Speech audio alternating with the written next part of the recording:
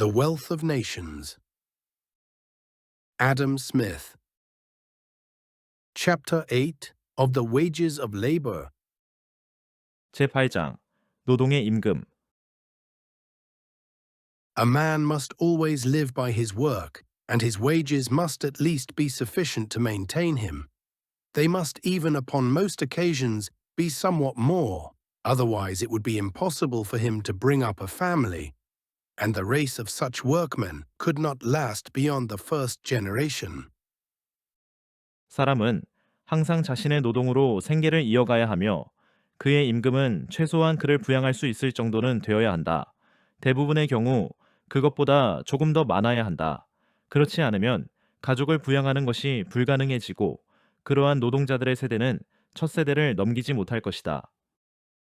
Mr. Cantillon seems, upon this account, to suppose that the lowest species of common labourers must everywhere earn at least double their own maintenance, in order that, one with another, they may be enabled to bring up 2 children. The labour of the wife, on account of her necessary attendance on the children, being supposed no more than sufficient to provide for herself, but 1/2 the children born, it is computed, die before the age of manhood. 이 점에 대해 경제학자 캉티용은 최하위 계층의 일반 노동자라도 자신의 생계를 2배 이상 벌어야 한다고 추정한다. 그래야 평균적으로 2 자녀를 키울 수 있기 때문이다.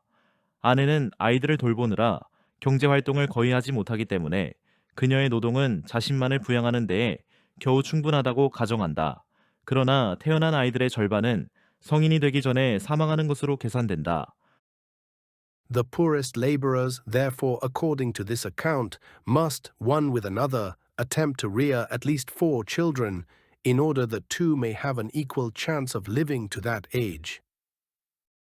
따라서 가장 가난한 노동자라도 평균적으로 최소한 4명의 자녀를 키워야 하며 그중 2명이 성인까지 살아남을 수 있다. But the necessary maintenance of 4 children, it is supposed, may be nearly equal to that of 1 man. The labour of an able-bodied slave, the same author adds, is computed to be worth double his maintenance, and that of the meanest labourer, he thinks, cannot be worth less than that of an able-bodied slave. 그런데 아이 4명을 부양하는 데 필요한 최소한의 생계비는 성인 남성 1명을 부양하는 데 드는 비용과 거의 비슷하다고 추정된다. 캉티용은 또한 건장한 노예의 노동 가치는 그의 유지 비용의 2배로 평가되며 가장 천한 노동자의 노동 가치 역시 건장한 노예보다 결코 낮지는 않을 것이라고 덧붙인다. Thus far, at least, seems certain that in order to bring up a family, the labour of the husband and wife together must, even in the lowest species of common labour, be able to earn something more than what is precisely necessary for their own maintenance. But in what proportion, whether in that above mentioned or many other, I shall not take upon me to determine. 적어도 여기까지는 확실하다. 즉, 가족을 부양하기 위해서는 심지어 가장 단순한 일반 노동의 경우에도 남편과 아내의 노동을 합쳐서 자신들만을 간신히 부양하는 것보다 더 많은 소득을 벌어야 한다는 점이다. 다만 그 추가 소득의 비율이 앞서 언급한 수준인지 아니면 다른 비율인지는 내가 단정짓지 않겠다. There are certain circumstances, however, which sometimes give the labourers an advantage and enable them to raise their wages considerably above this rate, evidently the lowest which is consistent with common humanity. 하지만 어떤 경우에는 노동자들이 유리한 상황에 놓여서 이 기본 생계 수준을 훨씬 웃도는 임금을 받을 수 있는 경우도 있다는 점은 분명하다. 이는 최소한 인간적 생존을 유지하는 데 필요한 최저임금 수준을 넘어서는 것이다. When in any country the demand for those who live by wages, labourers, journeymen, servants of every kind, is continually increasing, when every year furnishes employment for a greater number than had been employed the year before, the workmen have no occasion to combine in order to raise their wages. 어떤 나라에서 임금으로 생계를 유지하는 사람들, 즉 노동자, 기능공, 각종 하인들에 대한 수요가 계속 증가하고 매년 이전 해보다 더 많은 인원을 고용할 수 있는 일이 생긴다면 노동자들은 임금을 올리기 위해 단결할 필요가 없다. The scarcity of hands occasions a competition among masters who bid against one another in order to get workmen, and thus voluntarily break through the natural combination of masters not to raise wages. 일손이 부족해지면 고용주들 사이에서 일꾼을 확보하기 위한 경쟁이 벌어지고 이로 인해 고용주들끼리 임금을 올리지 않기로 암묵적으로 맺었던 자연스러운 단결이 스스로 깨지게 된다. The demand for those who live by wages, it is evident, cannot increase but in proportion to the increase of the funds, which are destined to the payment of wages. These funds are of two kinds. First, the revenue which is over and above what is necessary for the maintenance, and secondly, the stock which is over and above what is necessary for the employment of their masters. 임금으로 생계를 유지하는 사람들에 대한 수요는 임금을 지불하기 위해 마련된 자금이 증가하지 않는 한 늘어나기 어렵다. 이 자금은 두 가지로 나뉜다. 하나는 생계를 유지하는 데 필요한 것 이상의 잉여 수입이고 다른 하나는 고용주들이 자신들의 고용 활동에 필요한 것 이상의 잉여 자본이다. When the landlord, annuitant, or moneyed man has a greater revenue than what he judges sufficient to maintain his own family, he employs either the whole or a part of the surplus in maintaining one or more menial servants. Increase this surplus, and he will naturally increase the number of those servants. 지주, 연금생활자, 금융자산가 등은 자신의 가족을 부양하는 데 충분하다고 여기는 수준을 초과하는 수입이 있을 경우 이 초과분의 전부 또는 일부를 하인 고용에 사용한다. 이 잉여 수입이 늘어나면 자연스럽게 고용하는 하인의 수 또한 늘어날 것이다. When an independent workman, such as a weaver or shoemaker, has got more stock than what is sufficient to purchase the materials of his own work, and to maintain himself till he can dispose of it, he naturally employs one or more journeymen with the surplus, in order to make a profit by their work. Increase this surplus, and he will naturally increase the number of his journeymen. 독립적인 노동자, 예를 들어 방직공이나 구두, 수성공과 같은 사람이 자신의 작업 재료를 구입하고 작업물을 판매할 때까지 생활을 유지하는 데 필요한 것 이상의 자본을 가지게 되면 그는 자연스럽게 이 잉여 자본으로 기능공을 한 명 이상 고용하여 그들의 노동을 통해 이익을 얻으려 한다. 이 잉여가 늘어나면 고용하는 기능공의 수 또한 자연스럽게 증가할 것이다.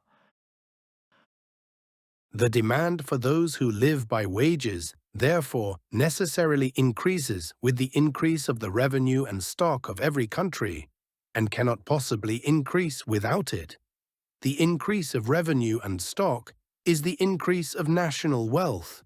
The demand for those who live by wages, therefore, naturally increases with the increase of national wealth, and cannot possibly increase without it. 따라서 임금으로 생계를 유지하는 사람들에 대한 수요는 각 나라의 수입과 자본이 증가함에 따라 반드시 증가하며 이 두 가지가 증가하지 않는 한 결코 증가할 수 없다. 수입과 자본의 증가는 국부의 증가를 의미한다. 따라서 임금 생활자들에 대한 수요는 국부가 증가함에 따라 자연스럽게 증가하며 국부가 증가하지 않으면 이 수요도 증가할 수 없다. It is not the actual greatness of national wealth, but its continual increase, which occasions a rise in the wages of labor. It is not accordingly in the richest countries, but in the most thriving, or in those which are growing rich the fastest, that the wages of labor are highest. England is certainly, in the present times, a much richer country than any part of North America. The wages of labor, however, are much higher in North America than in any part of England. 하지만 임금 상승을 가져오는 것은 국부의 절대적인 크기가 아니라 국부의 지속적인 증가이다. 그렇기 때문에 임금이 가장 높은 곳은 가장 부유한 나라가 아니라 가장 빠르게 부유해지고 있는 나라다. 예를 들어 현재 18세기 후반 영국은 북아메리카의 어느 지역보다 훨씬 부유하다. 하지만 노동자의 임금은 영국 어느 지역보다 북아메리카에서 훨씬 높다. In the province of New York, common laborers earned in 1773, before the commencement of the late disturbances, 3 shillings and sixpence currency, equal to 2 shillings sterling, a day. Ship carpenters, 10 shillings and sixpence currency, with a pint of rum, worth sixpence sterling, equal in all to 6 shillings and sixpence sterling. House carpenters and bricklayers, 8 shillings currency, equal to 4 shillings and sixpence sterling. Journeyman tailors, 5 shillings currency, equal to about 2 shillings and 10 pence sterling. 미국 독립전쟁 전인 1773년 뉴욕주에서는 다음과 같은 임금이 지급되었다. 일반 노동자의 임금은 뉴욕 통화 기준 하루 3실링 6펜스로 영국 화폐로 환산하면 2실링이다. 선박 목수는 뉴욕 통화 기준 하루 10실링 6펜스의 임금과 럼주 1파인트 약 6펜스 상당이며 모두 합쳐 영국 화폐로 6실링 6펜스이다. 주택 목수와 벽돌공은 뉴욕 통화로 하루 8실링으로 영국 화폐로 4실링 6펜스이다. 양복사는 뉴욕 통화로 하루 5실링, 영국 화폐로 약 2실링 10펜스이다. These prices are all above the London price, and wages are said to be as high in the other colonies as in New York. The price of provisions is everywhere in North America, much lower than in England. A dearth has never been known there. In the worst seasons, they have always had a sufficiency for themselves, though less for exportation. 이러한 임금은 모두 런던의 임금보다 높았다. 그리고 다른 식민지에서도 임금은 뉴욕과 비슷하게 높았다고 전해진다. 게다가 북아메리카에서는 식료품 가격이 영국보다 훨씬 낮았다. 기근이 일어난 적도 없었고 가장 나쁜 해에도 북아메리카 사람들은 비록 수출을 할 여부는 적었지만 최소한 자신들의 소비에 필요한 식량은 항상 확보할 수 있었다. If the money price of labor, therefore, be higher than it is anywhere in the mother country, its real price, the real command of the necessaries and conveniencies of life, which it conveys to the laborer, must be higher in a still greater proportion. 따라서 노동의 금전적 가격이 영국 본국보다 높았다면 노동의 실질 가격, 즉 생활 필수품과 편의품을 실제로 살 수 있는 구매력은 그보다 훨씬 더 높은 수준이었다는 의미가 된다. The next part will continue in the following video. Stay tuned and don't forget to like and subscribe.